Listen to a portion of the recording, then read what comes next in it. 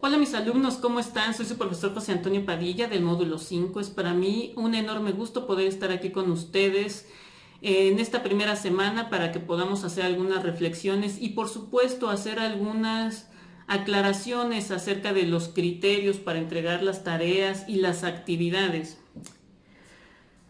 En un primer punto quiero decirles que en el foro de bienvenida vieron ustedes cómo debía de ser el criterio para poder realizar todas sus actividades y que éstas puedan llegar a buen puerto. La primera es que tienen que leer cuáles son las actividades de la semana y sobre eso tomar decisiones, ver cuáles son los que tienen la importancia capital de que tengan que hacerse rápido para que éstas puedan ser retroalimentadas. Miren, en el punto 6 del foro de bienvenida debemos de tener en cuenta que las actividades por muy tarde deben de empezar el martes. O sea, el lunes se entiende que a lo mejor estamos haciendo estamos leyendo alguna de nuestras lecturas. Igualmente tenemos que tener en cuenta que pues obviamente después tenemos que redactar y por qué no ya el martes poner nuestras primeras actividades en foro porque deben de ser retroalimentadas. No es posible también porque si bien yo les dije que el martes no lo iba yo a tomar en cuenta si ustedes de golpe me lo entregaban todo, debe de entenderse también que no es agarrar el jueves y a las 11:30 de la noche o al 20 para las 12 de la noche empezar a subir las actividades. O sea, no se trata de eso porque si no, ni sus compañeros que a lo largo de la semana ya estuvieron trabajando van a poder retroalimentar después. Eso es una cosa muy importante. La otra, miren, independientemente de lo que digan las actividades, el foro siempre se va a abrir en lunes, siempre se va a abrir en lunes, nunca va a haber falla acerca de eso. Y entonces nosotros tenemos que hacer la lectura que yo les ofrezco, que es un poco más fresca, que se sale un poquito de la dinámica tan seria que a veces nosotros tenemos en nuestras lecturas, y estas deben de ser comentadas. Algo que también deben de tener en cuenta es que las participaciones es una cosa muy distinta a las actividades de foro. Entonces, yo evalúo qué es lo que un compañero se dice a otro. Si ustedes se fijan, sí estoy ahí, casi no participo porque lo que yo quiero ver es entre ustedes este análisis y que ustedes puedan caer pues en razonamientos lógicos. Si yo intervengo y meto la cuchara, nos vamos a encontrar con el problema de que pues obviamente a lo mejor muchos de ustedes van a decir, pues es lo que dice el maestro. No, no, no. Entonces yo dejo que ustedes tengan esa convivencia y obviamente intervengo por si en algún momento se está desviando un poco la conversación. Y por qué no, también está ese foro para que ustedes puedan tener una convivencia, platicar de otras cosas si ustedes así lo quieren. Obviamente sin distraernos de lo que principalmente aquí nos trajo.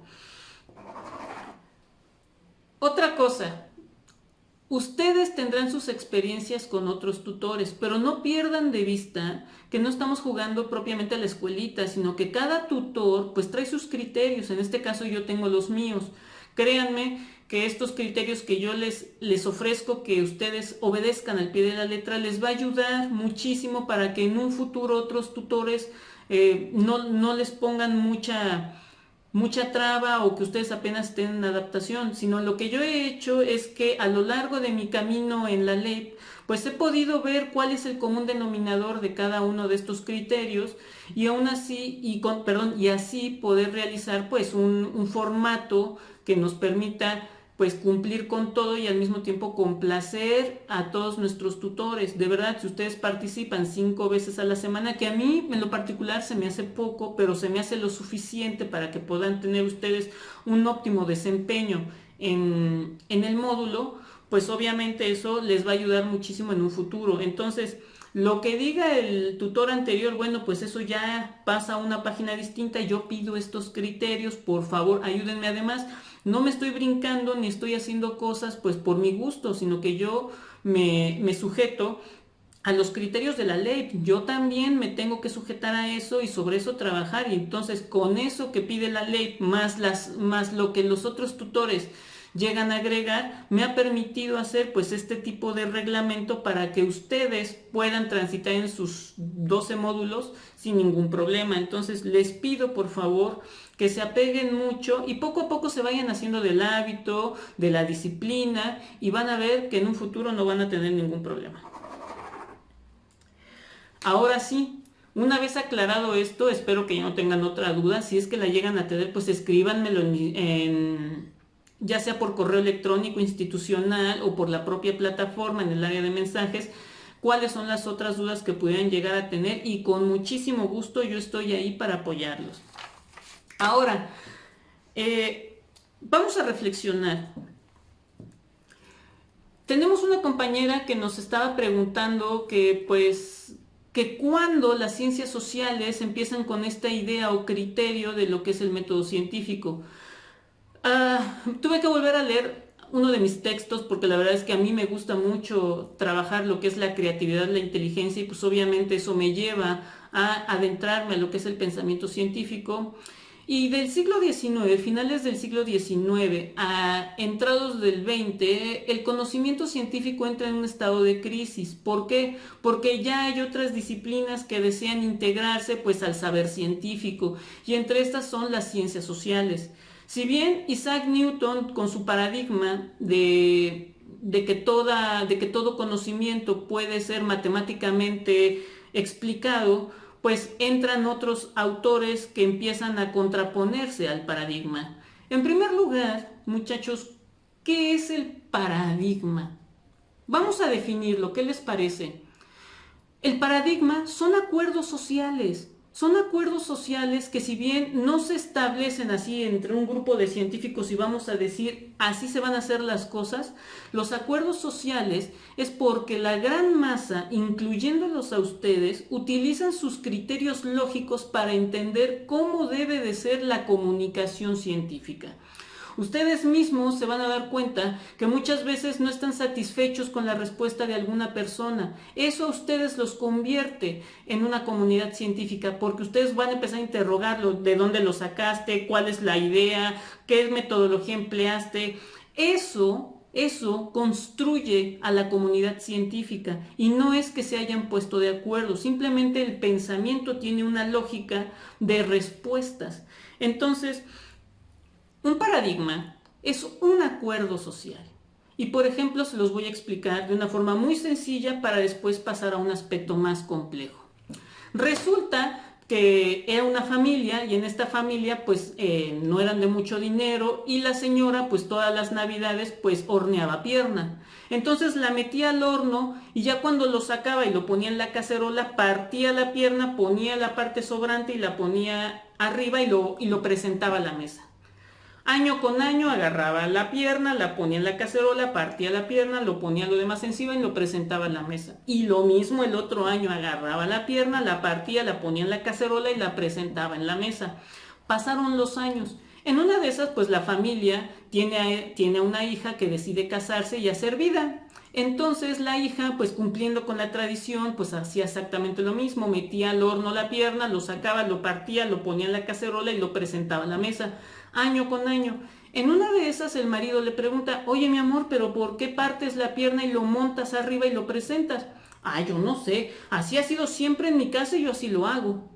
Entonces, ante esa respuesta, el marido se acerca a la suegra y le dice: oiga suegra, tengo una duda. Mi esposa siempre saca la pierna del horno, la parte, la monta y lo presenta a la mesa. ¿Por qué? Ella no sé. En mi caso porque la cacerola era chica y no cabía la pierna. Así empiezan los paradigmas. Y así como lo vemos en esta forma tan sencilla, en este ejemplo tan simple, igualmente se ha construido a lo largo de los siglos en el conocimiento científico. ¿Por qué? Porque el paradigma responde. Y responde también que se cumple al pie de la letra el paso. Por ejemplo, Isaac Newton, con su primera ley, nos dice que todo movimiento, que todo objeto que es movido, tendrá un movimiento rectilíneo uniforme hasta que se encuentre algo capaz de detenerlo. Sin embargo, conforme fueron pasando los siglos, nos encontramos a un Albert Einstein que admiraba muchísimo a Isaac Newton, incluso le dice maestro, y en una carta le dice: maestro, por favor perdóname, pero eso no puede ser. Porque cuando ponemos una pelota, por ejemplo, y la vamos a patear, llega un momento que no sabemos qué va a pasar. Y a ese momento se le llama incertidumbre. Es relativo. Hay un periodo oscuro en el que no sabemos para dónde va a ir, qué efectos puede tener la patada, una serie de... Y entonces, cae el paradigma de Isaac Newton para dar paso al de la teoría de la relatividad. Es así como se construyen los paradigmas.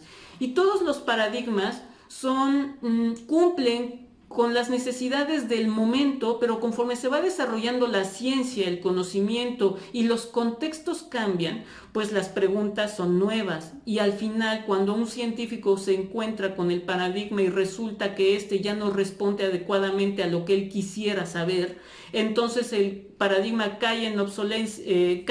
es obsoleto, ya no funciona, y en ese momento se diseña un nuevo paradigma. Y es así como ustedes se encontrarán con paradigmas en la educación que les va a ayudar mucho. Entonces, ahí es donde surge el paradigma en las ciencias sociales, en la que existe, no todo es matemáticamente posible de explicar. También tenemos que tomar en cuenta otros elementos como es el discurso, tenemos que tomar otros elementos como es la experimentación, porque nosotros, los científicos sociales, también hacemos todo lo que el método científico exige. Todo.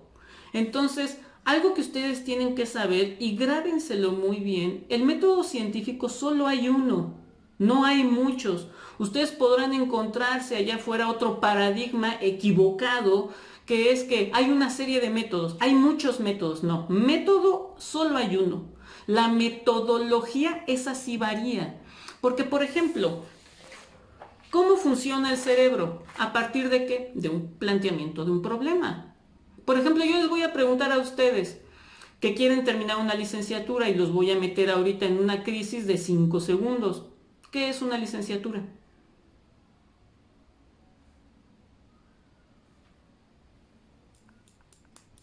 Entonces, es ahí donde tenemos un problema. ¿Qué es un problema? Es una laguna en el conocimiento. Hay algo que no se explica, algo que no ha sido respondido y necesita resolverse.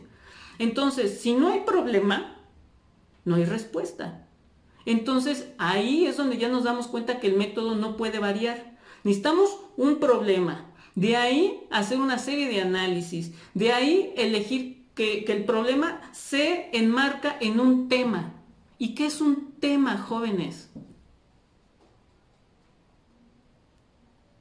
El tema es esa frase o enunciado que aparece a lo largo de ¿qué? De un documento, de un discurso, de una nota periodística. Por ejemplo, si yo les digo vamos a hablar de la crisis del petróleo, ¿cuál es la palabra que veremos constantemente en el documento? Pues petróleo, petróleo, petróleo, petróleo. Ese es el tema. ¿Cuál es el tema? El petróleo o la crisis económica. O podemos hablar de la falta de, ¿cómo se llama? De estrategias para una buena comprensión lectora. Ese es el tema. Si no hay tema, tampoco se puede desarrollar el planteamiento del problema. Es decir, entonces, no me voy a extender mucho en esa parte, pero quiero decirles que el método solo es uno. Y eso nos lo han podido decir, fíjense, desde Aristóteles. Si ustedes leen la lógica aristotélica, que les va a ayudar un montón, incluso a no desviarse del tema, la lógica aristotélica funciona así. Y lo mismo pasa con otros saberes del saber científico. O sea, por eso se llaman los acuerdos sociales. Y esos son los famosos paradigmas. Sin embargo, el método no es un paradigma. Por eso René Descartes, o Descartes, como ustedes lo quieran decir, le dedicó tanto tiempo de su vida al discurso del método. Y vamos a ver, como bien lo dijo uno de sus compañeros o compañeras, no me acuerdo, que acerca de John Locke, creo que fue compañera así, acerca de John Locke, que también hace sus ensayos, porque el pensamiento, aunque ustedes no lo crean, no tiene muchos o múltiples modos de aprender, solo tiene un camino. Y obviamente muchísimos científicos han dedicado su vida para tratar de discernir cuál es el modo en el que el ser humano adquiere el conocimiento, y no solo eso, lo genera. El ser humano es el único animal capaz de generar su propio conocimiento. Y es así entonces como vemos que en el siglo XIX da un salto importante en el pensamiento para integrar ya no nada más a las ciencias básicas o a las ciencias aplicadas, sino para darle paso a las ciencias sociales. Y se hace toda una crítica acerca del positivismo, donde el positivismo plantea que todo tiene que ser con base a la documentación, con base a hechos tangibles, pero si nosotros nos guiáramos solamente por esos preceptos, pues no tendríamos a un Sigmund Freud que se dedica a estudiar la psique humana. Sin embargo, Sigmund Freud hace lo mismo que el método científico, que necesita que hacer registros para su análisis y después hacer las evidencias. Eso es muy importante. Entonces, cuando el método científico se integra a las ciencias sociales, no nada más las ciencias sociales, más bien le dan un cambio significativo. ¿En qué aspecto? En que la narrativa es capaz de construir paradigmas. A veces el discurso es tan convincente que nos hace creer que lo que dice determinado autor o determinado canon, eso es la verdad.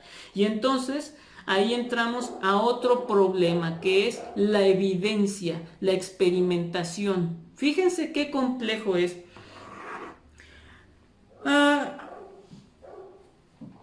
Para Kuhn, como ustedes ya lo pudieron leer, hay que complementarlo con algunas ideas, porque hay que leer mucho a Kuhn. O sea, realmente Kuhn es árido, incluso hay que meterse mucho de cabeza, porque él dice, miren, la ciencia no es únicamente la acumulación del conocimiento, no. Debe haber análisis y producción del conocimiento. Entonces, ahí entramos a un nuevo paradigma. ¿En qué? En que no basta con que tú sepas mucho. Tienes que demostrar que eso que tú sabes es aplicable, que puede funcionar o que puede resolver. Y como Kuhn, pues estuvieron otros pensadores como Popper y Heidegger, en donde plantean que el método científico no es radicalmente opuesto a otros ámbitos del conocimiento. Y al final, escúchenme bien, la comunidad científica, dígase Albert Einstein, Stephen Hawking, Isaac Newton, Galileo, Aristóteles, Pitágoras, el que ustedes quieran, han aterrizado en una idea muy clara, que el método se basa en 3 pasos: descubrir, verificar y comunicar. Eso es todo. Fíjense, descubrir es que, por ejemplo, ustedes llegan a clase con sus alumnos, ya sean jóvenes, adolescentes o niños, y se dan cuenta que leen muy mal, que no se apropian de la lectura, que no saben interpretarla, que no comprenden bien cuál es la figura retórica, y ustedes se dan cuenta que hay problemas en la capacidad lectora. Ahí ustedes ya descubrieron que está el problema. Ahora lo que ustedes tienen que hacer es la metodología, que es cómo atacar o resolver ese problema. Y entonces ustedes plantean una serie de ejercicios, que eso le vamos a llamar, o le llamarán ustedes más adelante, intervención. Y entonces esos ejercicios los tendrán que poner a prueba. Si esto funciona, entonces ya se verificó que su plan de trabajo funciona. Y ahora hay que hacer ¿qué? Comunicarlo. Todo conocimiento que no se comunica no existe. No existe. Digan lo que digan. Por ejemplo, Isaac Newton, cuando iba un amigo que lo fue a visitar, un amigo muy inteligente, por cierto, que se llamó Halley, el que le puso al cometa Halley, que porque lo descubrió, le dijo a Isaac Newton, ¿cuánto tiempo llevas con este escrito? Pues lleva ahí 16 años. Eran las 3 leyes universales del movimiento.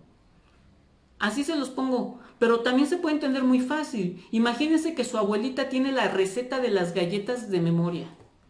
Se muere la abuelita y como no lo comunicó, conocimiento perdido.